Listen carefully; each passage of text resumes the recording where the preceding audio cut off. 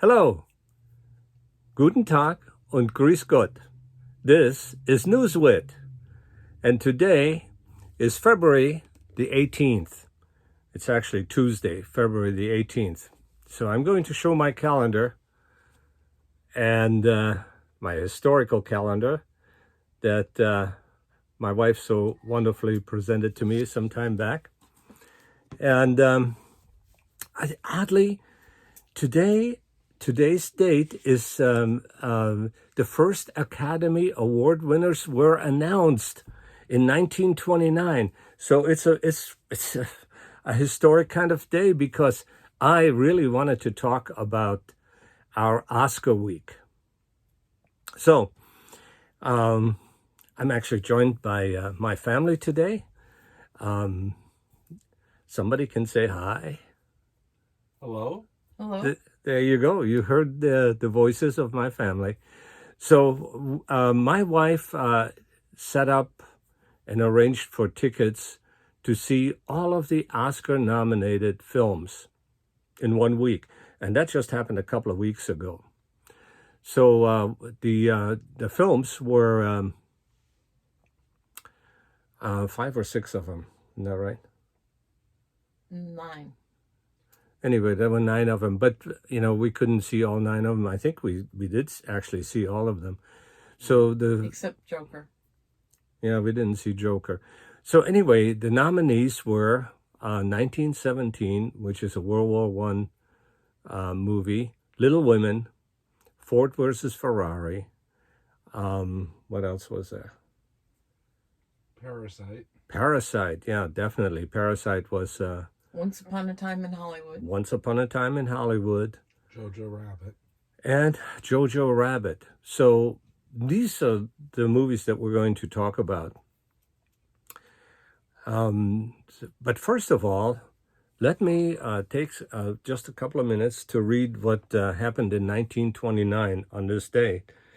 And on February 18th, 1929, the Academy Motion Picture Arts and Sciences announced the winners of the first Academy Awards. It was a far cry from the suspense, glamour, and endless press coverage surrounding the Oscars today.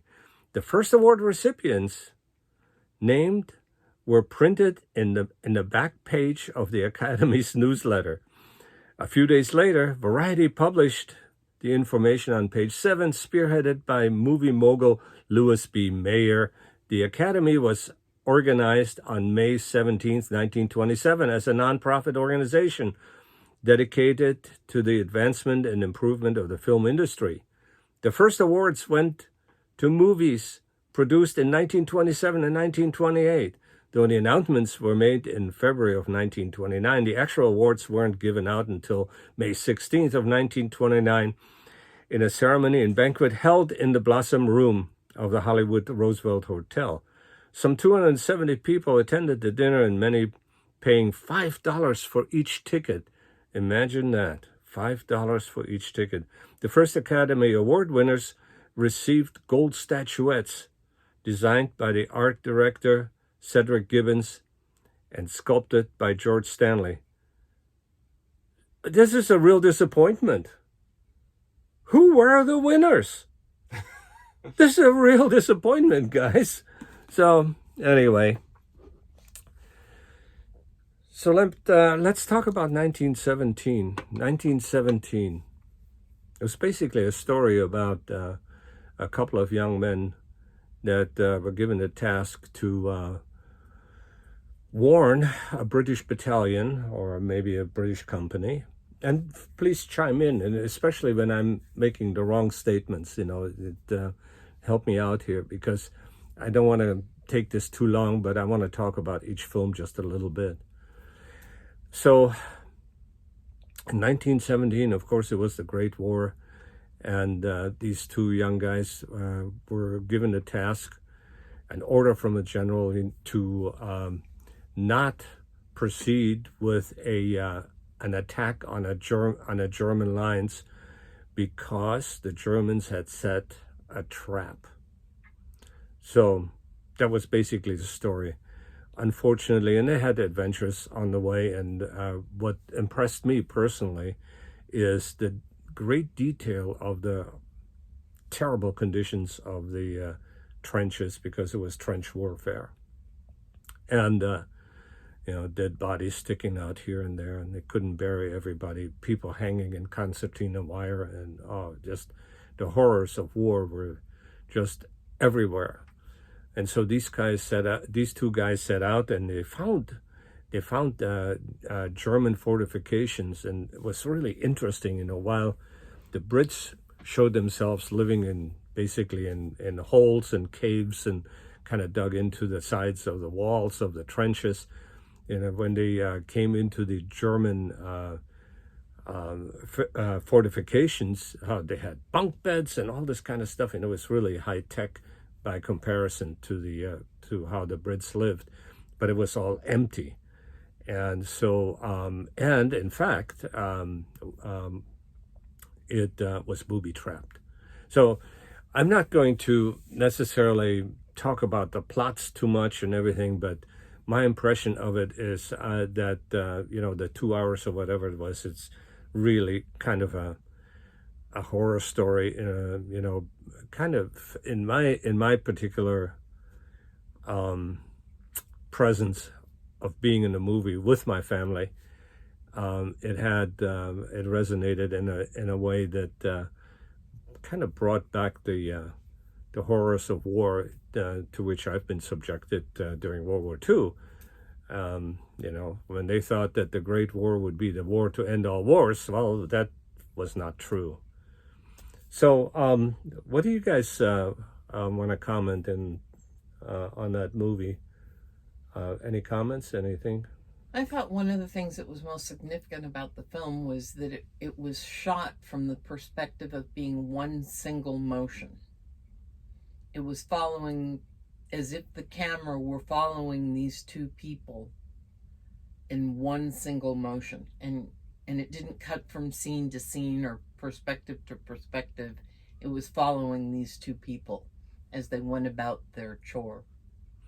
Yeah, that's I hadn't thought of that, but that was absolutely true, and that may have been what was so riveting in my case to me, because you could hear the guys breathe, and it was just there was no discontinuity. Interesting comment.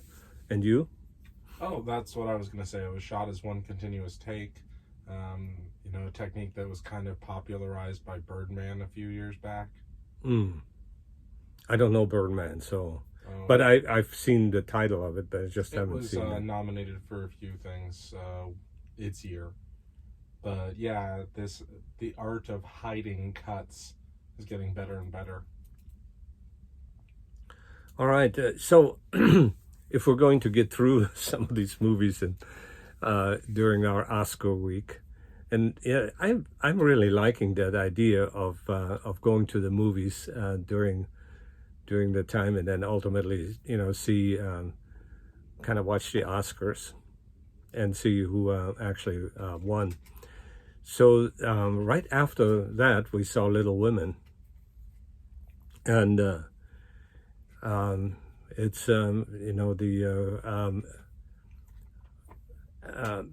Elba Maycott. I mean, I butchered that. Louisa May Alcott. Louisa May Alcott story that has been serialized in movies and on television and so on. It was really interesting because it kind of took me back mentally to a time where women really had a tough time in the around the turn of the century, the 1800s, 19th century. And of course it was right during the Civil War. So the men were away, and the women had to make their own way. And I don't know what else to say about that. Power through the first 10 or 15 minutes. The way it was put together makes the first few minutes of this film infuriating, but it's worth it to get through it. Oh, okay. I thought that the difference on this particular film than other versions of Little Women is that instead of focusing on the story of the young woman who dies, this was all focused on Jo and her plight to become an independent woman. So it was a very different telling of the story. Yeah. Well, what I found particularly very different is that they flip-flop through time zones and time periods so rapidly that at first I didn't know what to think of that. I forgot who the characters actually were because they were going back and forth in time, forward in the future, then back and so forth. But I found that after a while, you kind of get used to it, and you kind of can keep up. They also slow it down. In the first few minutes of the film, they're not lingering on any time for like more than a few seconds. And then later on, it will be 5 minutes at a time or 10 minutes at a time. And so it's easier to comprehend, especially after you get to know the characters. But that's what I was talking about, is you have to stomach through that first few minutes where they're bouncing all around. Yeah, because it does start out when they're really little. They're really little, and sometimes they're mean to each other, and I mean, really in a bad way. And of course, it has their tragedy because as one of them dies of diphtheria, which there was really no cure at the time.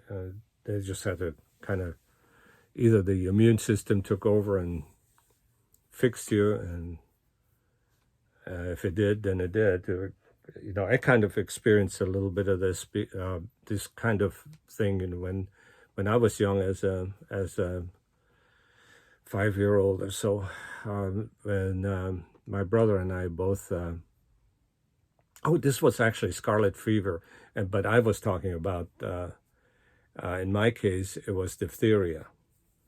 And we both got this diphtheria. We were in a hospital, and my brother didn't make it. I did. So my immune system at that time, was able to fend that bad bug off. Well, anyway, that's really beside the story. But you can't really forget to bring in old memories when you see these movies. So the next one, I think, if I'm not mistaken, the next one we saw was Jojo Rabbit, right? I believe so, yeah. Yeah. Well, Jojo Rabbit was really something. JJ Rabbit, right? Jojo. I was just debating whether we saw Jojo or Parasite first because we saw them both on the same day. Yeah. I think we saw Jojo first, but it doesn't matter. We did see Jojo Rabbit, and it's the story of this Hitler Youth kid that... and it has the venue of war. It has the venue of children being used in war, and it shows destruction of Germany. And another one that I could really relate to, because I lived through the destruction of Germany after World War II, kind of like Jojo. But I was quite a bit younger than he. I think he was somewhere around 10. I was 5 when that was all over. But I remember Germany in rubble, and that's kind of what we saw there too. But it was really a strange kind of movie that combined comedy, even some homosexual innuendos, and tragedy all together. Because it had hearkened of the Anne Frank story and so on. So, do you have any comments on Jojo? I kind of liked it, but it went so fast that I would like to actually see it again sometime, because it was so heavily nuanced. My two statements on it were that one of the leading characters loses an eye in combat. And whoever was doing their costuming actually put the right award on his uniform that said that he had lost an eye in combat, which I thought was a neat little detail. And then I also thought it was a little bit weird that the Hitler Youth knife that Jojo carries throughout the film doesn't have its proper inscription on it. And I could be wrong about this, but I thought he joined the Hitler Youth early enough to have gotten one with an inscription on it. But I could be wrong about that. But that's a minor detail to get upset about. The inscription you're talking is Blut und Ehre, right? Yeah. Yeah. Well, yeah, that's that is what I've seen on those knives, but I know later in the war, but it might have been immediately when the war started. So that's why I'm saying, like, I could be wrong. But I know that later in the war, they switched to not having the inscription on it, because that was just another step that was unnecessary. It's an acid etching, yeah, It took effort. you can probably produce more faster and that kind of thing. Well, yeah, but I think overall they did a really good job. They actually kind of made sure that the swastika only showed up here and there. For instance, on the figment of his imaginative or imaginary Hitler. Of course, he wore the swastika and he had a mustache and all that kind of thing.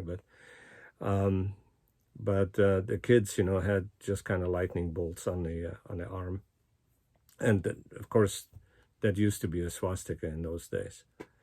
But yeah, I'd like to see that again, because there were some really hilarious moments. I have to correct you. They had the emblem of the Hitler Youth on their arms. Oh, okay. Yeah. The little Hitler Jugend rune was actually the lightning bolts. Well, no, it was a single bolt. Oh, okay. Well, you see, I I didn't even know that because that's really valuable that we have a really good historian with us here. I thought what was interesting is that the young lead character had actual friends, at least one friend, that he seemed quite close to and was quite supportive of him. But he also had this imaginary friend who was Hitler, as imagined by a child. And so it wasn't Hitler as we see Hitler in the newsreels and as portrayed in movies, but as this childish creature. Yeah. Full of play and amusement. Yeah, it was a funny character, that he had imagined. And of course, I remember the scene when he wanted to talk to the girl, which was the Jew in the wall, like Anne Frank, so to speak. She his mother actually hid this young woman, and he dressed himself up, with he had his Hitler Jugend knife, and he put some kind of a steel pot on his head, and had a trash can, because he was armoring himself, for the terrible Jew, So it was really funny. If you haven't seen the trailer, it's worth watching. All right.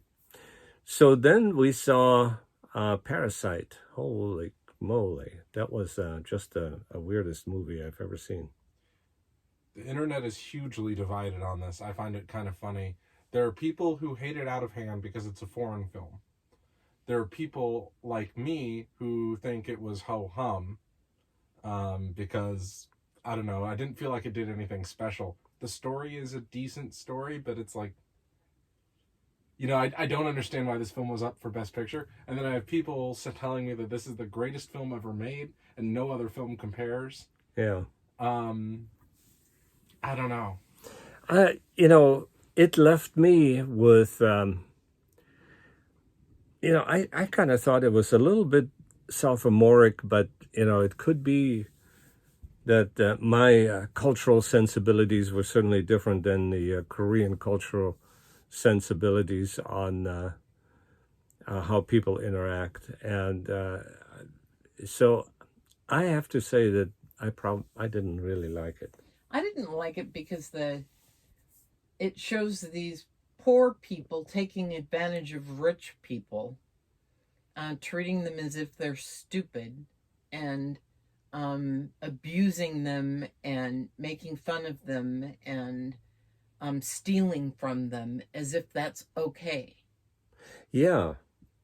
Yeah. And I've heard a lot of people online agreeing that they were in the right, that the poor people were in the right, which I find really weird. What? Which makes me think They were dishonest. They were crooks. yeah, but people are. Well, I don't want to get political. Okay.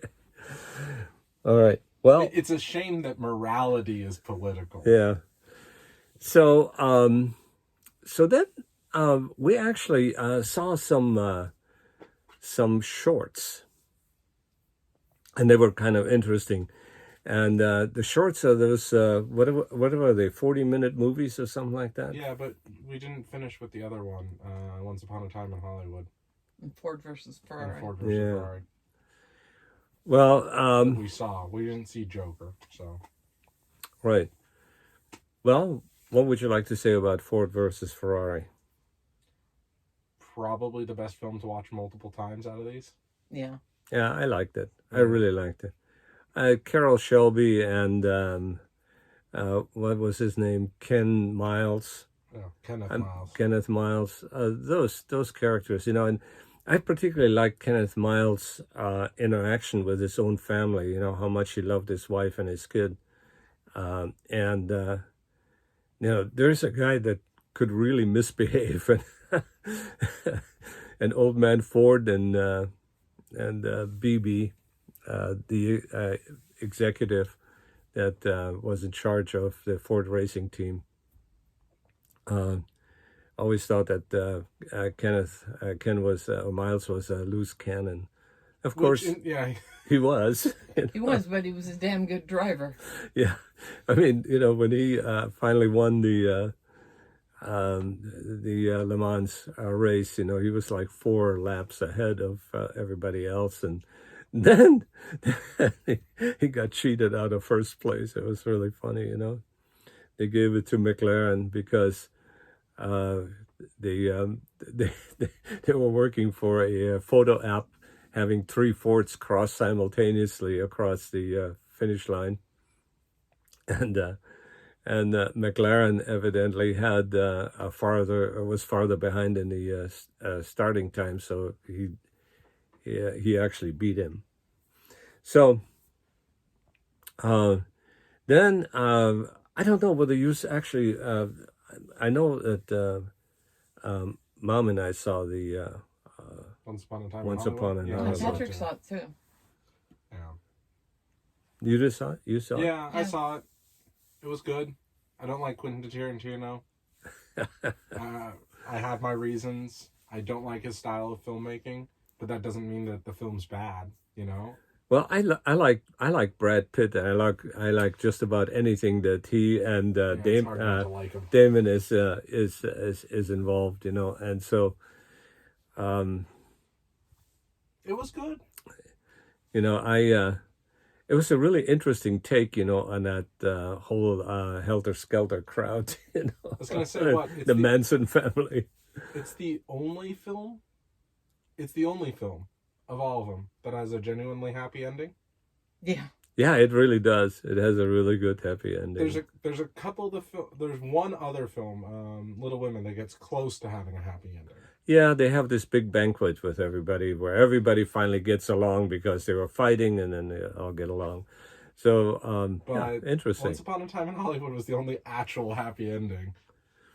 So, the shorts. Oh God, so we saw about 4 shorts, if I'm not mistaken.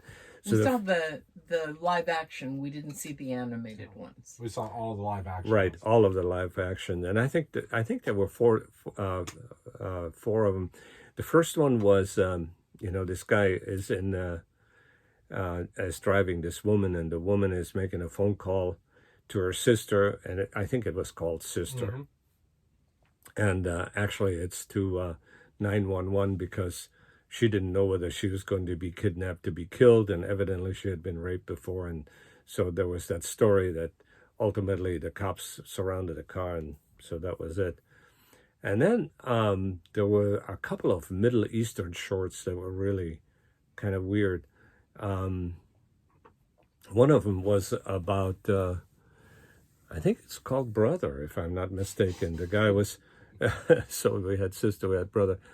And, the brother had been fighting for ISIS, and the family is making its way in kind of a war zone in the Middle East. And so it's the dynamics between the brother coming home and the brother that is there. And it has a terrible ending of some sorts. The cops come and get one of them, and then there's the killing of animals, and it was kind of a weird movie. But none of the shorts were happy. No, that one definitely was not. No, none of them were good. No. Oh. None of them were happy. I wouldn't say none of them were good. None of them were happy. I would say most weren't good, though. I always said that my favorite was The Neighbor's Window. Yeah, that was the only complete. And that was really one. kind of a neat a concept.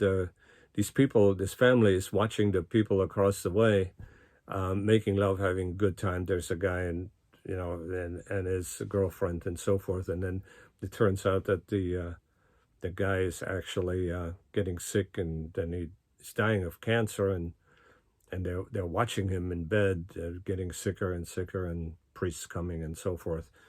So as it turns out, then at the end, it turns out that the girlfriend, they were watching this family that had just a normal life, and they were being jealous of this normal life while while the family was with the children and all that stuff, that normal life kind of surrounds you. They were jealous of the fact that this guy was having all these parties and endless sex and whatnot. So, that was actually not a bad one. But you know what? My favorite actually was the one with I think it was called something, the football club of some sort. Yeah, the something football league or football club. This was a really fascinating story because here were these, these two kids were coming home from someplace, and the on a little bike, motorcycle like a Vespa, or something, and one kid has to go and take a leak, and so he goes to take a leak, and runs into this donkey. And so he brings the donkey out, and it turns out that the donkey is loaded full of, I think, cocaine, packets of cocaine.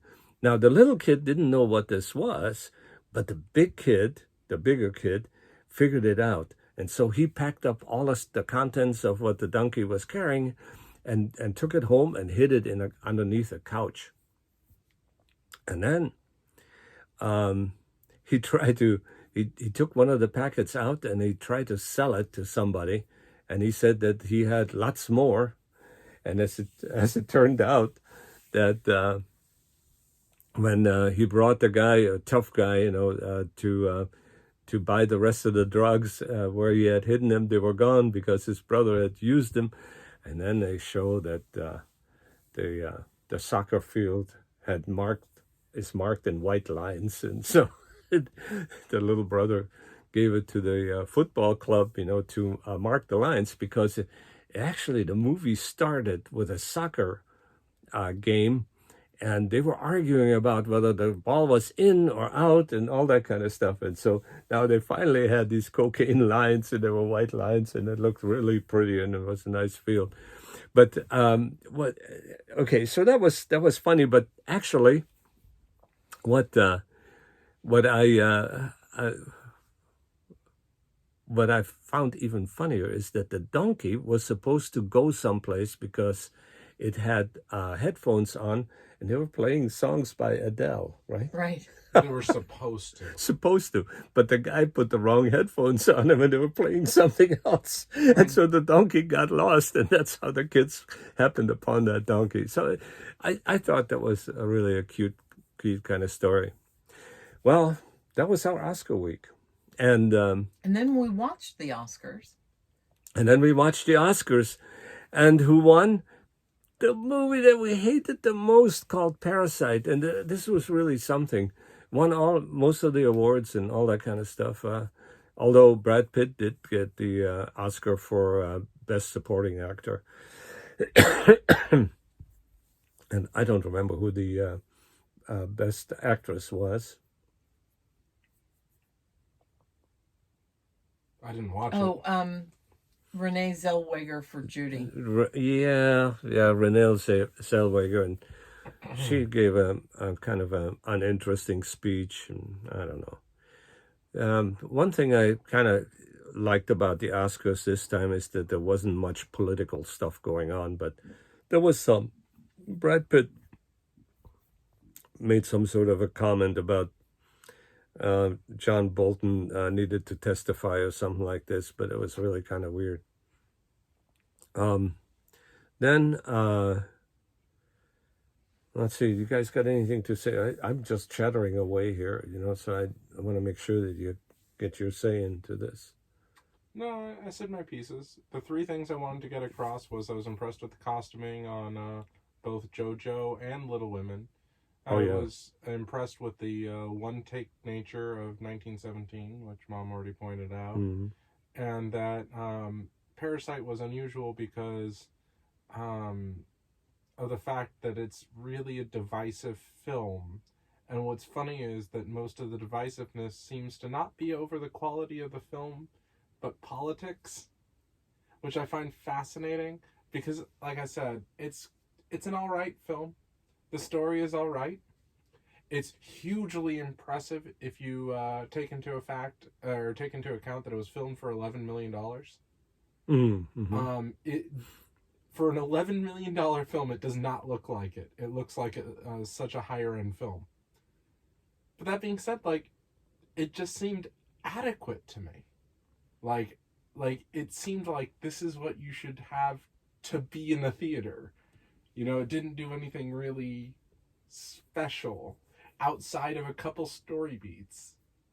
Well, I have to agree with you that in terms of its technical prowess, I thought it was well done. I wouldn't go that far. I wouldn't say it was great. I'm just saying it was competent, which for $11 million is amazing that they can make it like that. Specifically, the lighting, was really nice, but I mean, it's amazing that they had an entire basement underneath that house where somebody could live in. Well, don't be too surprised. I'm going to just spitball here that was a real location. That they just rented out someone's real house and that they really had a bomb shelter. From what I've heard, South Korea is a bit like Switzerland. Everyone has bomb shelters underneath it. Not everyone, but a lot of people have bomb shelters underneath their house. So I wouldn't be surprised if this was a real location that they filmed in. If you notice that there's only two main locations and a couple day shoots they had to do. They had to do a day shoot at the Mercedes dealership. They had to do a day shoot at the hospital, a day shoot at the cemetery, a day shoot at the where they were sheltering from the storm.